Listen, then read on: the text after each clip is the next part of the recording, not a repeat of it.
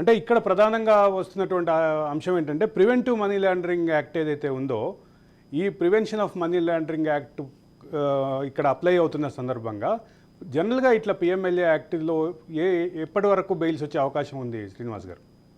Sir ఇప్పుడు కవిత గారి arrest ని ఇంత హైప్ చేస్తున్నారు అండ్ కేటీఆర్ గారు వెళ్ళారు, మన హరీష్ రావు గారు వెళ్ళున్నారు.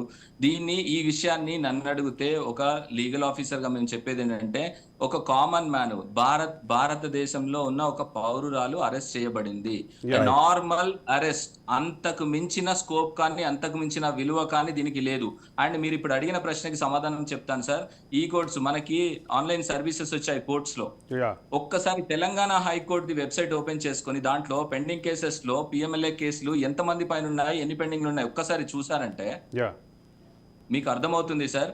చాలా మట్టుకి అంటే almost 40% of the ruling politicians ప్రస్తుతము తెలంగాణ గురించే మాట్లాడుతున్నాను. అందరిపైన పిఎంఎల్ఏ యాక్ట్ లో కేసులు ఉన్నాయి, అందరూ బయట దర్జాగా ఉన్నారు, అన్ని చేస్తున్నారు. బట్ వేరాజ్ కవిత గారు అరెస్ట్ అయ్యి ఇంత పెద్ద సీన్ క్రియేట్ అవ్వడానికి కారణం ఏంటంటే, అంటే సొంతగా ఆవిడ నేను ఎంక్వైరీకి సపోర్ట్ చెయ్యను అనే మూడ్ లోనే అదే ఇన్ఫర్మేషన్ ని ఇన్ని రోజులుగా పాస్ చేస్తూ వచ్చింది. లీగల్ ఆఫీసర్ గా మీరు ఇంకొక మాట కూడా చెప్పాలి కోర్ట్ ఆఫీసర్ గా శ్రీనివాస్ గారు.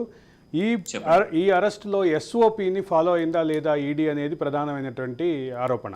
ఎస్ఓపిని ఫాలో అవ్వలేదు అనేది సిస్టమాటిక్ ఆపరేటివ్ ప్రొసీజర్ ఏదైతే ఉంటుందో ఆ ఎస్ఓపిని ఫాలో అవ్వలేదు అని చెప్పి ప్రతిపక్షం నుంచి వస్తున్నటువంటి బీఆర్ఎస్ నుంచి వస్తున్నటువంటి విమర్శ. దీన్ని ఎట్లా ఓరల్ గా బేస్లెస్ గా చెప్పడానికి చాలా ఉంటాయి సార్.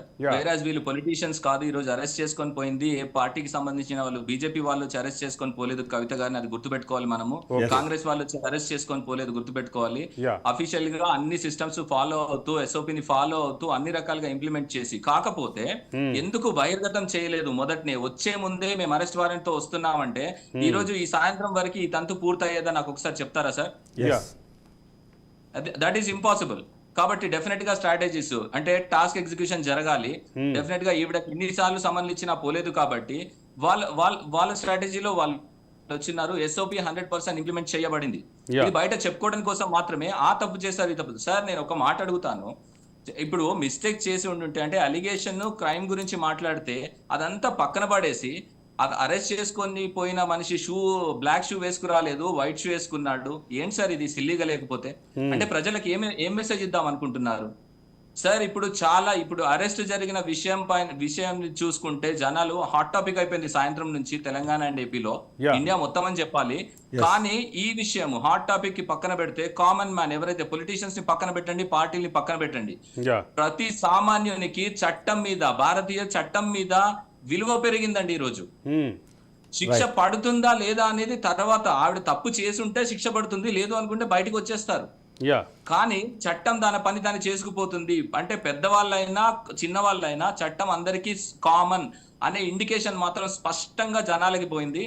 అండ్ నా రిక్వెస్ట్ ఏంటంటే, ఇది ఒక నార్మల్ ఉమెన్, ఒక సిటిజన్ ఆఫ్ ఇండియా, ఒక అఫెన్స్ అలిగేషన్ వచ్చింది ఆవిడ పైన, అది ప్రూవ్ అయింది, ఎవిడెన్స్లు వచ్చిన్నాయి, ఆవిడని అరెస్ట్ చేశారు, అంతే. అంతకు మించి ఏం చూడొద్దండి. రైట్. అంటే అది టెక్నికల్లీ మీరు చెప్పింది కరెక్ట్. బట్ ఇక్కడ లాజికల్లీ చూసినప్పుడు ఖచ్చితంగా తను అంటే మాజీ సీఎం కూతురుగా ఉన్నారు, ఎమ్మెల్సీగా ఉన్నారు కాబట్టి ఉండదు. అయితే ఇక్కడ మరొక ఇంపార్టెంట్ ఇష్యూ అంటే ఇక్కడ డిస్కషన్ జరుగుతున్న పాయింట్లో ఒకటి, ఇప్పటికే తన సమన్లని స్టే చేయమని చెప్పి తను ఆల్రెడీ ఒక కేసు ఆల్రెడీ కోర్టు పరిధిలో ఉంది. అది 19th వరకు దానికి సంబంధించిన ఎక్స్టెన్షన్ ఉంది. కాబట్టి ఈ మధ్యలో అరెస్టు చేయడానికి ఒకటి, మోరోవర్ గతంలో అరెస్టుని తను తప్పించుకునేందుకు చేసిన దాంట్లో ఈడీ కూడా తను అరెస్టు చేయబోము అంటూ అఫిడవిట్ దాఖలు చేసిన నేపథ్యం మనం చూసాం. ఈ సందర్భంలో ఈ రెండింటిని సర్పాస్ చేస్తూ తను వాళ్ళు అరెస్ట్ చేశారన్నది కూడా మరొక వాదన వినిపిస్తుంది. అలాంటి ఛాన్స్ ఉందంటారా? దీనికి నేను చెప్పాల్సింది ఏంటంటే, ఇంతకుముందు ఎస్ఓపి అని అరవింద్ గారు చెప్తున్నారు, అది ఫాలో అయ్యారండి. దాన్ని బ్రీచ్ ఇప్పుడు ఈడీ వాళ్ళు మొదట్లో చెప్పారు మేము ఇది అయ్యే వరకు మేము అరెస్ట్ చెయ్యమని చెప్పి. బట్ ఎస్ఓపి ప్రకారం వీళ్ళు వైలేట్ చేస్తూ వచ్చిన్నారు కదా. అట్లాగే నేను ఇంకొక అంటే లీగల్ వ్యాఖ్య ఒకటి చూశాను శ్రీనివాస్ గారు. ఈ రోజు 15th వరకే నాట్ టు అరెస్ట్ అనేది సుప్రీంకోర్టు గైడ్ లైన్స్. ఈ రోజు ఇచ్చినటువంటి ఎక్స్టెన్షన్లో 15th నుంచి 19th పోస్ట్ పోన్ చేస్తూ ఇచ్చినటువంటి డేట్లో నాట్ టు అరెస్ట్ అనేది ఎక్కడా లేదు, అక్కడ ఎక్కడా ఇండికేట్ చేయలేదు అనేది ఒక వాదన ఉంది.